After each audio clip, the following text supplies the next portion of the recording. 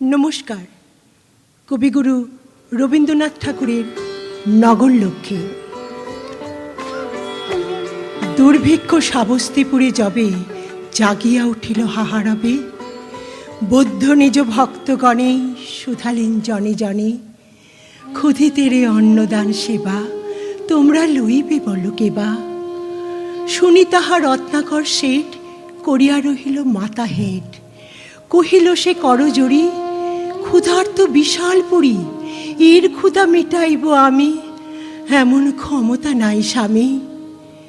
কহিল সামন্ত জয়সেন, যে আদেশ প্রভু করিছেন তাহা লইতাম শিরে, যদি মোর বুক চিরে রক্ত দিলে হতো কোনো কাজ, মোর ঘরে অন্ন কোথাজ।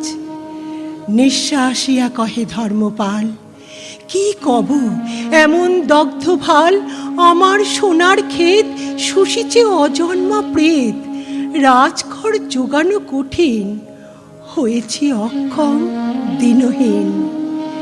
রহে সবে মুখে মুখে চাহি, কাহারও উত্তর কিছু নাহি। নির্বাক সে সভা ঘরে ব্যথিত নগরী পড়ে, বুদ্ধের করুণ আখি দুটি সন্ধ্যা তারা সম রহে ফুটে। তখন উঠিল ধীরে ধীরে রক্ত ভাল লাজ ও নম্র শিরে, অনাথ পিণ্ডত সুতা বেদনায় অশ্রুপ্লুতা। বুদ্ধের চরণ রেণু লয়ে মধু কণ্ঠে কহিল বিনয়ে, ভিক্ষুণীর অধম সুপ্রিয়া তব আজ্ঞা লইল বহিয়া। কাঁদে যারা খাদ্য হারা আমার সন্তান তারা, নগরীরে অন্ন বিলাবার আমি আজি লইলাম ভার। বিস্ময়ে মানিল সবে শুনি, ভিক্ষু কন্যা তুমি যে ভিক্ষুণী, কোন অহংকারে মাতি লইলে মস্তক পাতি ইহেন কঠিন গুরু কাজ। কি আছে তোমার কহ আজ।